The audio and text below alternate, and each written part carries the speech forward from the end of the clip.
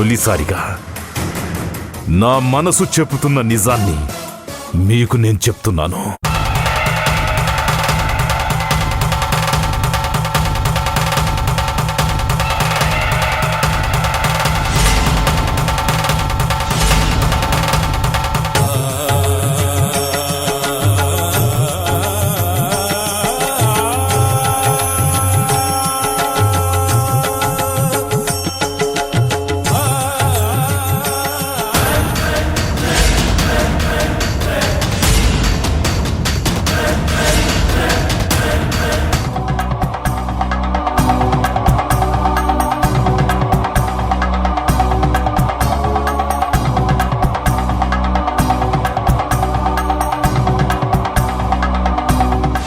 నీకు నీకు నీకు నీకు మీ అందరికీ ఒక నిజం చెప్తాను.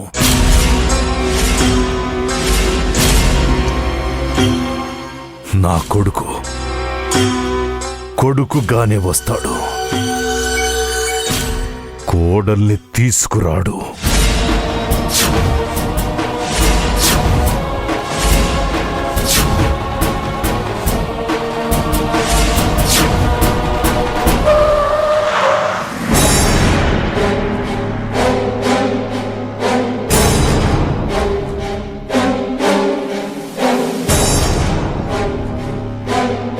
దిగక్ష, వద్దండి.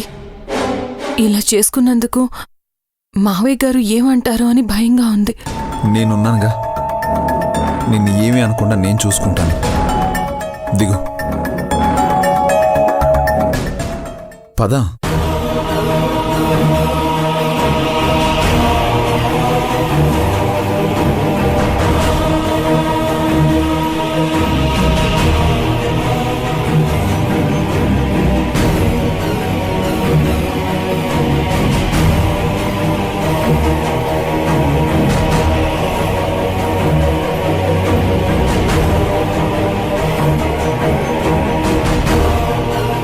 పద.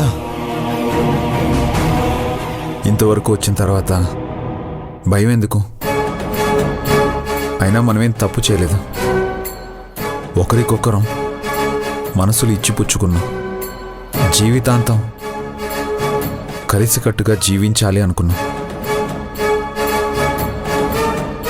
మన పెళ్లి విషయంలో వాళ్ళ నిర్ణయం చెప్పకముందే నా నిర్ణయం చెప్పాలని పెళ్లి చేసుకొని తీసుకొచ్చాను. ఇక మనల్ని ఎవరు విడదీయలేరు.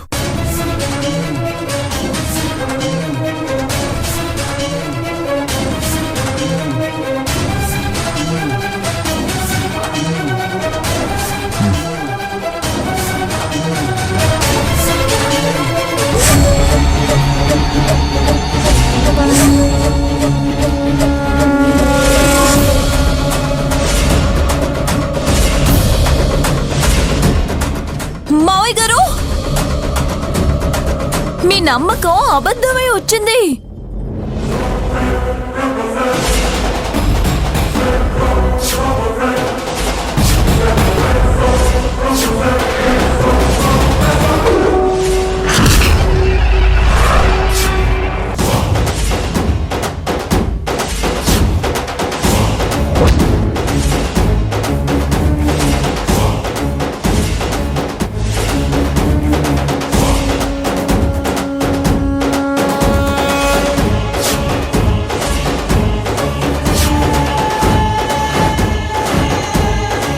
అబ్బబ్బబ్బబ్బా! నాన్న చాటు కొడుకు, భార్య చాటు భర్తలా ఎలా మారి వచ్చాడో.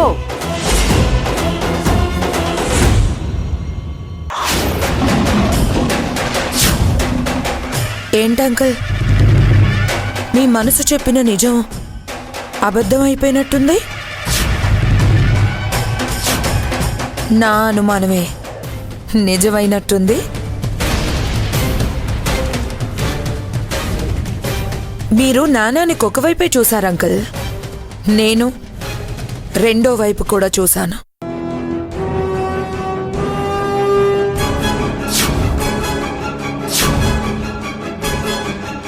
మీకు శివరాం ఒక్కడే తెలుసు, కానీ నాకు ఆ అక్షయ ఎలాంటిదో కూడా తెలుసు. అందుకే ఇలా జరుగుతుందని చెప్పగలిగాను.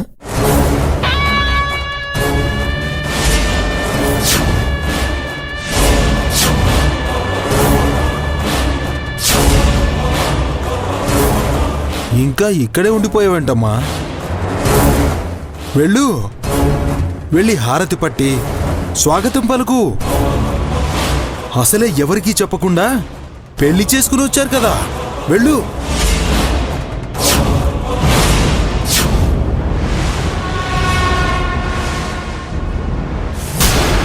తన జీవితంలో అమ్మాయికే తావు లేదు అన్న మీ చిన్న కొడుకు దొంగ పెళ్లి చేసుకొని వచ్చాడు. ఇప్పుడు చెప్పండి, ఏం సమాధానం చెప్తారో?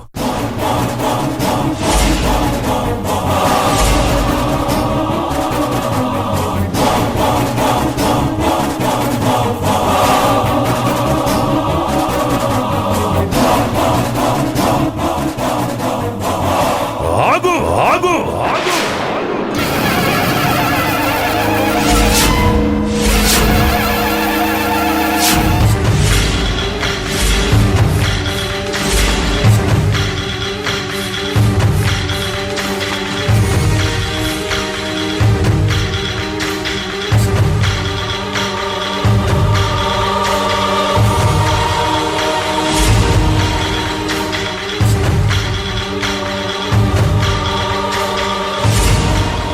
ఈ ఇంట్లో కాలు పెట్టే అర్హత లేదు నీకు.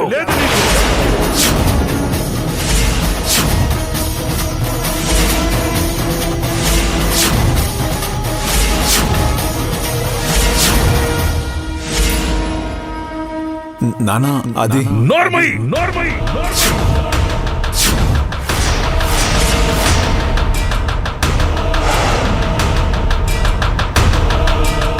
నువ్వలా పిలిచే అర్హత కోల్పోయావు.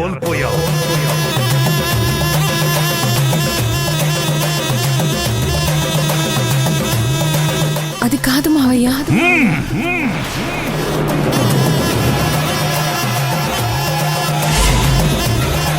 చూడమ్మా,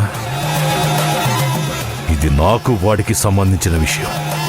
నువ్వు పరాయి దానివి. కల్పించుకోకుండా ఉండడం నీకే మంచిది.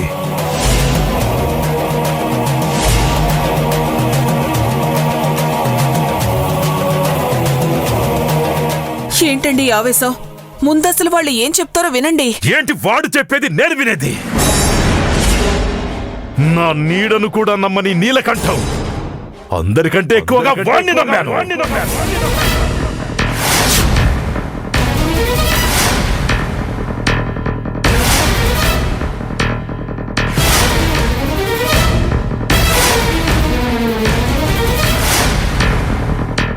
మీకు వెన్నుపోటు పడిచాను, బతికినంతకాలం చస్తూ బతకాలని చెప్తారా?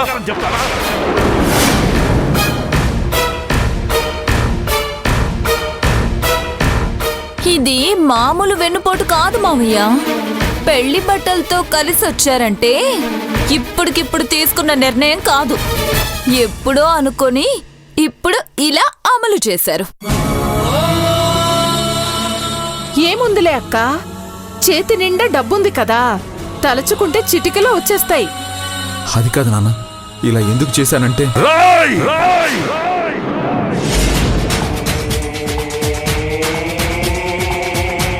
నువ్వు ఇంట్లో అడుగు పెట్టావంటే నా శవం బయటికి వెళ్తుంది.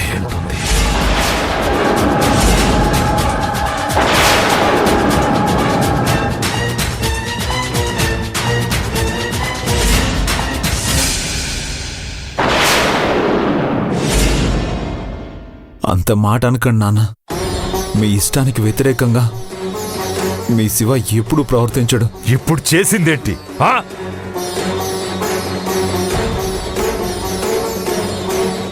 అదా, తెగుతుందో లేదో అని చూడ్డానికి కత్తితో కోశాను, నొప్పి పుట్టినా నవ్వుతూ ఉండండి అని చెప్పడం. అంతేనా శివా?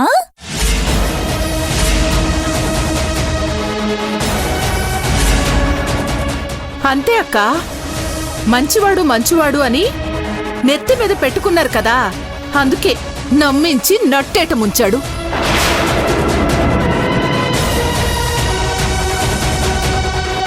మీకు నీకు దండం పెడతాను మాధవి. అగ్నికి ఆజ్యం పోసే మాటలు ఇక చాలు. వీళ్ళ మీద అరుస్తావేంటమ్మా, చేసిన వాళ్ళని నిలదీయకుండా? నాన్న, మీరు నా పెళ్లి చేయాలని ఎంత తపన పడ్డారో నాకు తెలుసు. కానీ ఈ పరిస్థితుల్లో మీరు ఏం చేయాలా అని ఎంత మదన పడుతున్నారో అది తెలుసు.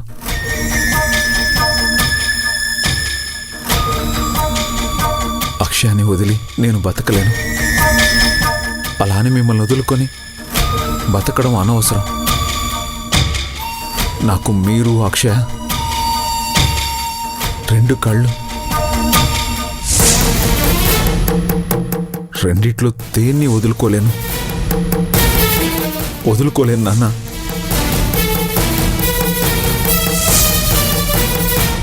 చిన్నప్పుడు నిన్నెత్తుకున్నప్పుడు గుండెల మీద తంతే ఎంత అదృష్టమని మురిసిపోయాను. ఇప్పుడు అదే గుండెల మీద తన్నావు. ఇప్పుడు ఆ గుండె ఎందుకు ఆగిపోలేదని బాధపడుతున్నాను.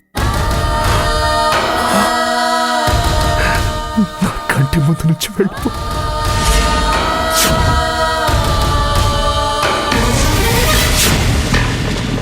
నాకు ఊహ తెలిసాక మీరే నాన్న నా ప్రపంచం. మిమ్మల్ని వదిలి నేను వెళ్ళలేను. రాయ్, చెప్తుంటే అర్థం కదా నీకు? నిన్ను రాయ్!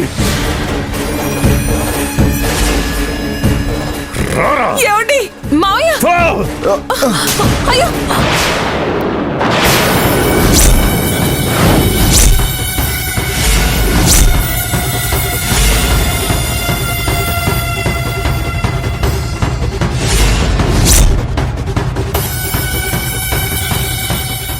నా కళ్ళ ముందుండి నన్ను చిత్రవద చేయకు. ఈ ఊరు నుంచి, మా ఊహల నుంచి శాశ్వతంగా వెళ్ళిపో.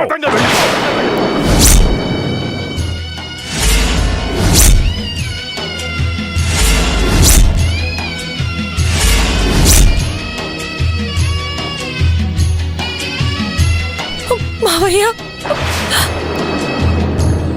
మమ్మల్ని క్షమించండి. మీ మనసు ఎంత గాయపడుతుందనుకుంటే ఈ పెళ్లి చేసుకునే వాళ్ళవే కాదు.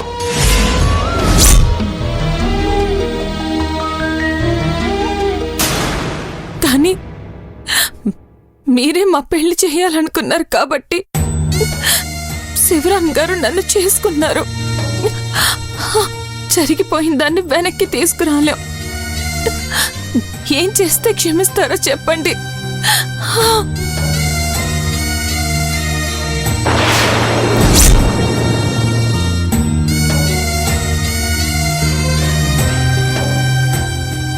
మావయ్య,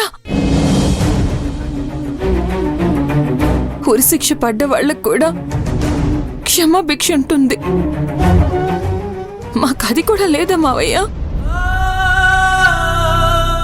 శిక్ష నేను మీకు వేయలేదు, మీరే నాకు మరణ శిక్ష వేశారు.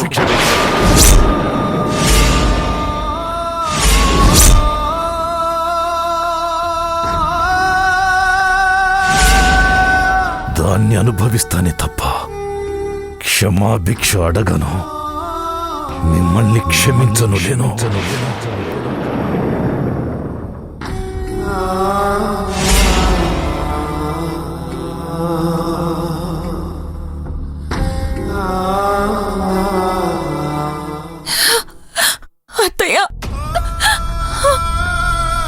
అత్తయ్య, మీరైనా చెప్పండి. మీకు దూరమై మేం బతకలేము.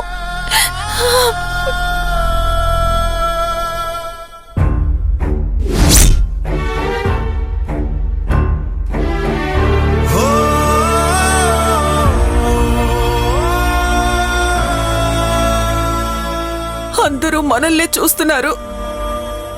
ఇప్పటికైనా ఈ గొడవను ఆపేయండి.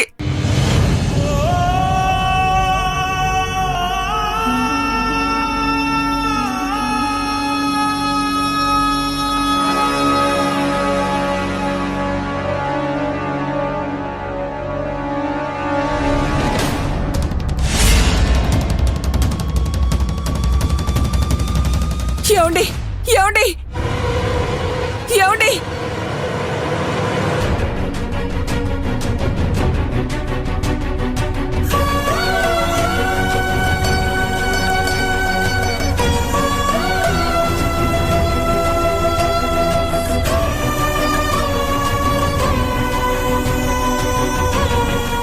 ఏం చేస్తున్నారండి?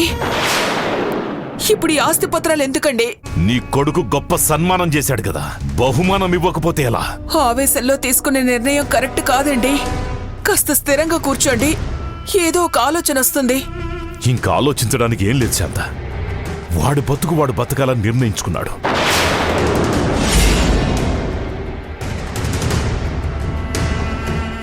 కానీ కంటికి రెప్పలా పెంచిన మనం వాడు బాధపడుతుంటే చూసి భరించలేం కదా. అందుకే వాడు ఆస్తి వాడికిచ్చి ఎక్కడైనా సరే ఆనందంగా బతకమని చెప్తాను. అంతేకాని నా కంటి ముందు వాడుండడానికి వీల్లేదు.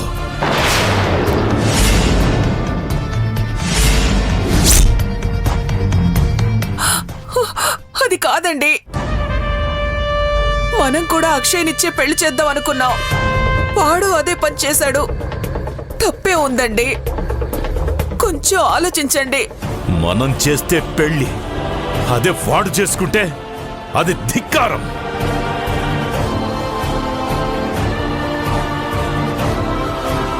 ఈ నీలకంఠం ప్రేమిస్తే ప్రాణమిస్తాడు, ధిక్కరిస్తే అంతు చూస్తాడు. కోపం చంపేయమంటున్నా పాశం ఏమీ చేయకుండా ఆపుతుంది. అందుకే కనిపించకుండా దూరంగా పోమంటాను.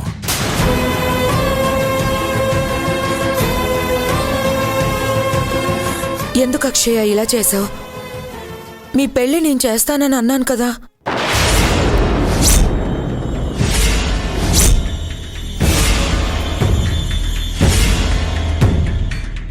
నువ్వు తీసుకున్న ఈ తొందరపాటు నిర్ణయం వల్ల ఈరోజు శివరాం గారు తన కుటుంబానికే దూరం అయిపోతున్నారు. పెళ్లి చేసుకుందాం అన్నది అక్షయ్ కాదు కీర్తి, నేను.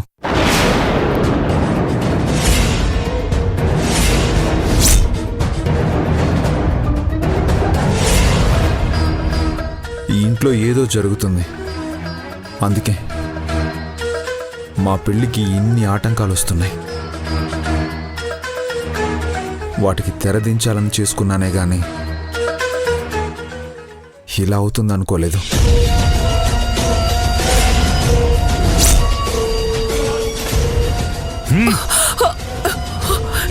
ఏమండి ఏమండి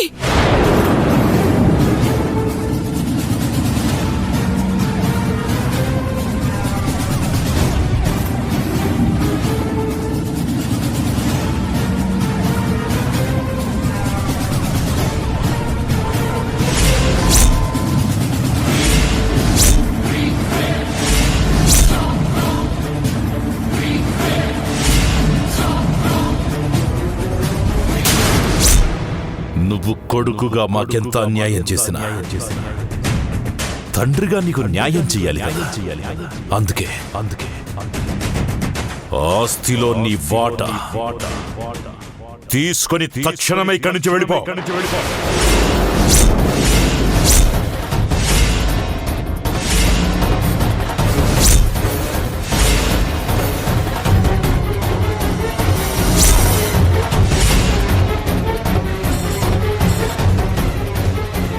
తీసుకో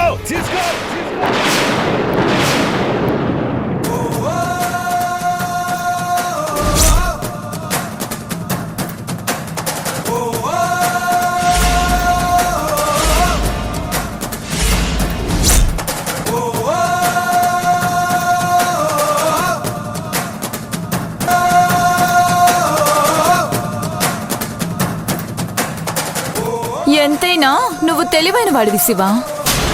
కోరుకున్న భార్య వచ్చింది, కావాల్సిన ఆస్తి వచ్చింది. దీని గురించే కదా నువ్వు ఇలా చేసింది.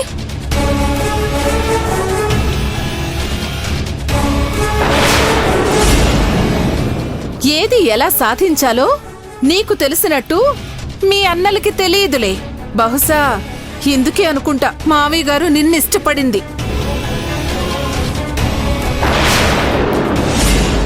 గెంటేసిన వాళ్ళని వదిలేయకుండా మళ్ళీ ఈ ఆస్తులు ఇవ్వడం ఎందుకో? చూస్తుంటే ఇదంతా వీళ్ళు కావాలనే కలిసి ఆడుతున్న నాటకంలా అనిపిస్తోంది.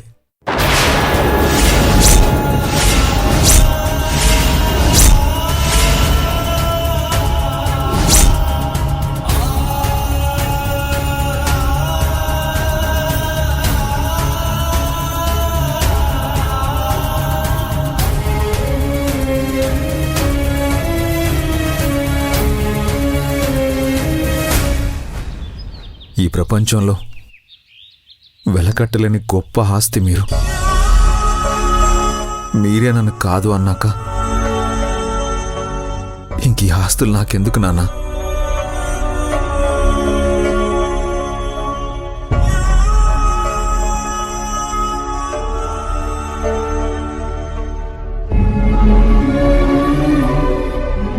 మీ దృష్టిలో ఇవి ఎంతో విలువైనవి కావచ్చు, కానీ నా దృష్టిలో మాత్రం ఇవి చిత్తు కాగితాలతో సమానం.